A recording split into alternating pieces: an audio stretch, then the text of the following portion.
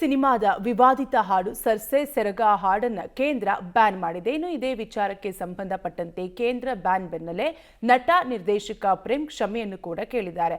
ಆದರೆ ಈ ಹಾಡಿಗೆ ಹೆಜ್ಜೆ ಹಾಕಿರುವ ನಟಿ ನೋರಾ ಚಿತ್ರತಂಡದ ಮೇಲೆ ಗಂಭೀರ ಆರೋಪವನ್ನ ಮಾಡಿದ್ದಾರೆ. ಹಾಗಾದ್ರೆ ಆಕೆ ಆರೋಪ ಮಾಡಿದ್ದಾದ್ರೂ ಏನು, ಪ್ರೇಮ್ ಕೊಟ್ಟ ಸ್ಪಷ್ಟನೆ ಆದ್ರೂ ಏನು ಅಂತೀರಾ? ನೀವೇ ನೋಡಿ. ಸರ್ಸೆ ಸೆರಗ ಎಂದ ಕೇಡಿಗೆ ಗುನ್ನ, ಬ್ಯಾನ್ ಬಿಸಿ. ವಿವಾದ ಬಳಿಕ ಕ್ಷಮೆ ಕೇಳಿದ ಶೋಮ್ಯಾನ್. ಕಳೆದ 3-4 ದಿನಗಳಿಂದ ಕೇಡಿ ಸಿನಿಮಾದ ಹಾಡಿನದ್ದೇ ಸದ್ದು. ಸೋಷಿಯಲ್ ಮೀಡಿಯಾದ ತುಂಬಾ ಹಾಡಿನ ಬಗ್ಗೆನೇ ಚರ್ಚೆ ನಡೆದಿತ್ತು. ಸರ್ಸೆ ಸೆರಗು ಹೆಸರಲ್ಲಿ ಮೂಡಿ ಬಂದಿದ್ದ ಈ ಹಾಡಿಗೆ ನಿರ್ದೇಶಕ ಪ್ರೇಮ್ ಸಾಹಿತ್ಯ ಬರೆದಿದ್ದಾರೆ. ಅರ್ಜುನ್ ಜನ್ಯ ಸಂಗೀತ ಸಂಯೋಜನೆ ಮಾಡಿದ್ರು. ಬಾಲಿವುಡ್ನ ತಾರೆ ನೋರಾ, ನಟ ಸಂಜಯ್ ದತ್ ಹೆಜ್ಜೆ ಹಾಕಿದ್ರು. ಹಾಡಿನ ತುಂಬಾ ಅಶ್ಲೀಲತೆ ತುಂಬಿದೆ ಅನ್ನುವ ಕಾರಣಕ್ಕಾಗಿ ಅನೇಕರು ಬಹಿರಂಗವಾಗಿ ಅಸಮಾಧಾನ ಹೊರಹಾಕಿದ್ರು. ಈ ಬೆನ್ನಲ್ಲೇ ಸರ್ಸೆ ಹಾಡನ್ನ ಕೇಂದ್ರ ಬ್ಯಾನ್ ಮಾಡಿದೆ. ಈ ಎಲ್ಲಾ ಬೆಳವಣಿಗೆಗಳು ನಿರ್ದೇಶಕ ಪ್ರೇಮ್ಗೆ ಭಾರವಾದವು. ಹೀಗಾಗಿ ಪ್ರೇಮ್ ಯಾರಿಗೆಲ್ಲ ನೋವಾಗಿದೆಯೋ ಅವರಿಗೆಲ್ಲ ಕ್ಷಮಿಸಿ ಅಂತ ಕ್ಷಮೆ ಕೇಳಿದ್ರು. ನಾನು ಹರ್ಟ್ ಮಾಡುವ ಉದ್ದೇಶದಿಂದ ಹಾಗೆ ಬರೆದಿಲ್ಲ. ಬಾಟ್ಲು ಮತ್ತು ಉಪ್ಪಿನಕಾಯಿ ದೃಷ್ಟಿಕೋನದಿಂದ ಹಾಡು ಬರೆದೆ. ಆ ಶಬ್ದಗಳು ಆಚೀಚೆಯಾಗಿ ವಿವಾದಕ್ಕೆ ಕಾರಣವಾಗಿವೆ. ಆದ್ರೂ ನೋವು ಮಾಡಿಕೊಂಡವರಿಗೆ ಕ್ಷಮೆ ಅಂತ ಪ್ರೇಮ್ ಹೇಳಿದ್ದಾರೆ. ಕ್ಷಮೆ ಕೇಳುವ ಮೂಲಕ ವಿವಾದಕ್ಕೆ ನಾಂದಿ ಹಾಡಿದ್ದಾರೆ ಜೋಗಿ ಪ್ರೇಮ್. ನಾನು ಯಾರಿಗೂ ಈ ಸಾಂಗ್ ಬರೆದಿದ್ದು ಯಾರಿಗೂ ನೋಯಿಸಬೇಕು, ಯಾರಿಗೂ ಹರ್ಟ್ ಮಾಡಬೇಕು, ಯಾರಿಗೂ ತೊಂದರೆ ಕೊಡಬೇಕು ಅಂತೇನು ನನಗೆ ಅವಶ್ಯಕತೆ ಇಲ್ಲ. ಹಂಗೇನಾದರೂ ನಿಮ್ಗಳಿಗೆ ಹರ್ಟ್ ಆಗಿದ್ರೆ, ಹಂಗೇನಾದರೂ ನಿಮ್ಗಳಿಗೆ ನನ್ನಿಂದ ನೋವಾಗಿದ್ರೆ ಸೊ ಕ್ಷಮೆ ಇರಲಿ, ಕ್ಷಮಿಸಿ ಅಂತ ಕೇಳ್ತೀನಿ ನಾನು ಎಲ್ಲರಿಗೂ. ಆ್ಯಂಡ್ ಯಾಕೆಂದರೆ ನಾನು ಕ್ಷಮೆ ಕೇಳೋದು ತಪ್ಪೇನಿಲ್ಲ ನನಗೆ.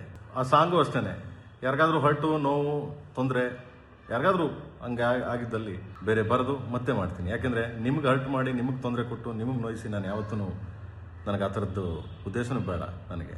ಆ್ಯಂಡ್ ಯಾರಿಗಾದ್ರೂ ನಿಮ್ಗೆ ಹರ್ಟ್ ಆಗಿದ್ರೆ, ಸೊ ಯಾರಿಗಾದ್ರೂ ನನ್ನಿಂದ ನಿಮಗೆ ತೊಂದರೆ ಆಗಿದ್ರೆ, ನನ್ನಿಂದ ನಿಮಗೆ ನೋವಾಗಿದ್ರೆ ಸೊ ಕ್ಷಮೆ ಇರಲಿ. ನನ್ನ ಕಡೆಯಿಂದ, ನನ್ನ KD ಟೀಮ್ ಕಡೆಯಿಂದ ಹಾಗೂ KVN ಪ್ರೊಡಕ್ಷನ್ ಕಡೆಯಿಂದನೂ ನಾನು ನಿಮ್ಗಳಿಗೆಲ್ಲ ಕ್ಷಮೆ ಕೇಳ್ತೀನಿ. ಹಾಡಿನ ಅರ್ಥ ಗೊತ್ತಿಲ್ಲ ಎಂದ ನಟಿ ನೋರಾ. ಹಿಂದಿಯಲ್ಲಿ ಸಾಹಿತ್ಯ ಬರೆದಿದ್ದ ರಕೀಬ್ ಟೀಕೆ. ಸರ್ಸೆ ಸೆರಗ ಹಾಡಿನಲ್ಲಿ ಕಾಣಿಸಿಕೊಂಡಿದ್ದ ನೋರಾ ಫತೇಹಿ ವಿವಾದ ಬೆನ್ನಲ್ಲೇ ವಿಡಿಯೋ ಹರಿಬಿಟ್ಟಿದ್ರು. ಈ ಹಾಡಿನ ಸಾಹಿತ್ಯದ ಬಗ್ಗೆ ನನಗೆ ತಿಳಿಸಿರ್ಲಿಲ್ಲ. ಹಿಂದಿಯಲ್ಲಿ ಹಾಡು ಬರುತ್ತೆ ಅಂತಾನು ಹೇಳಿರ್ಲಿಲ್ಲ. ಈ ಹಾಡಿನಲ್ಲಿ ಅಸಲಿಯಾಗಿ ಸಂಜಯ್ ದತ್ ಇಲ್ಲವೇ ಇರಲಿಲ್ಲ. AI ತಂತ್ರಜ್ಞಾನದಲ್ಲಿ ಅವರನ್ನ ಸೃಷ್ಟಿ ಮಾಡಿದ್ದಾರೆ ಅಂತ ಆರೋಪ ಮಾಡಿದ್ರು. ಹಿಂದಿಯಲ್ಲಿ ಸಾಹಿತ್ಯ ಬರೆದಿದ್ದ ರಕೀಬ್ ಕೂಡ ಪ್ರೇಮ್ ಅವರನ್ನೇ ಜರಿದಿದ್ರು. ಕನ್ನಡದಲ್ಲಿ ಹೇಗೆ ಸಾಹಿತ್ಯವಿತ್ತೋ ಅದನ್ನ ಯಥಾವತ್ತಾಗಿ ತರ್ಜುಮೆ ಮಾಡಿರುವೆ, ಇದರಲ್ಲಿ ನಂದೇನೂ ಇಲ್ಲ ಅಂತ ನುಸುಳಿಕೊಂಡ್ರು.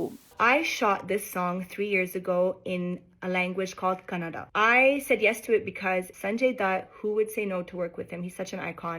Remake, at least that's what I thought, like Nahi Kal Naik Hu Main, which is also a very iconic song. When they're translating the song, nothing seemed inappropriate or vulgar when they were translating the song to me. But then again, I don't understand Kannada, so I'm just relying with whatever they're telling me. When they played the Hindi version, I knew we were going to have issues because at least I understand Hindi. I told the director, this is not going to be okay. This is going to get a lot of backlash. I disassociated myself with the project. As you can see, I didn't promote it at all. ನಟಿ ನೋರಾ ಫತೇಹಿ ಹೇಳಿಕೆಗೆ ಪ್ರೇಮ್ ಬೇಸರ ಹೊರಹಾಕಿದ್ದಾರೆ. ನಾವು ನಟಿಗೆ ಯಾವುದೇ ಸುಳ್ಳು ಹೇಳಿಲ್ಲ. ಹಾಡಿನ ಅರ್ಥ ಗೊತ್ತಿಲ್ಲದೆ ಅವರು ನಟಿಸಲು ಹೇಗೆ ಸಾಧ್ಯ ಅಂತ ಪ್ರಶ್ನಿಸಿದ್ದಾರೆ.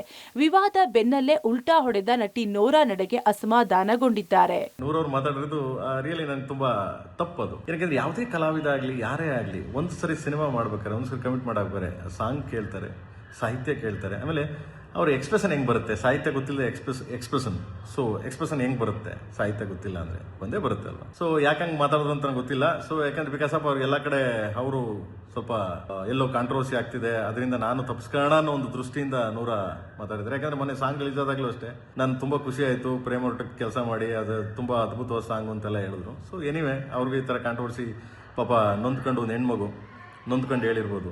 ಸೊ ಎನಿವೆ ಅದರಿಂದ ನನಗೇನು ಹರ್ಟ್ ಆಗಿಲ್ಲ. ಎನಿವೆ ಅವ್ರ ಪಾಪ ಚೆನ್ನಾಗಿರಲಿ. ಸದ್ಯ ಈ ವಿವಾದ ಬೆನ್ನಲ್ಲೇ ಪ್ರೇಮ್ ಇದೇ ಹಾಡನ್ನ ಮತ್ತೊಂದು ಸಾಹಿತ್ಯದ ಜೊತೆ ಬರುವುದಾಗಿ ಹೇಳಿದ್ದಾರೆ. ಶೀಘ್ರದಲ್ಲೇ ಹೊಸ ಸಾಹಿತ್ಯ ಬರೆದು ಮತ್ತೆ ಈ ಹಾಡನ್ನ ಬಿಡುಗಡೆ ಮಾಡುವುದಾಗಿ ಘೋಷಣೆ ಮಾಡಿದ್ದಾರೆ. ಅದೇನೇ ಇರಲಿ, ಗಂಧದ ಗುಡಿ ಸ್ಯಾಂಡಲ್ವುಡ್ನಲ್ಲಿ ತನ್ನದೇ ಸಾಹಿತ್ಯ ಬರವಣಿಗೆಯಿಂದ ಸಿನಿ ಪ್ರಿಯರ ಮನಗೆದ್ದಿದ್ದ ಪ್ರೇಮ್ ಅದ್ಯಾಕೋ ಸೆರಗ ತಂಟೆಗೆ ಹೋಗಿ ಟೀಕೆಗೆ ಗುರಿಯಾಗಿದ್ದಾರೆ. ಒಟ್ನಲ್ಲಿ KDಯ ಸೆರಗಿನ ವಿವಾದಕ್ಕೆ ತೆರೆ ಬಿದ್ದಿದೆ. ಶರಣು Hulluru, entertainment bureau, public TV.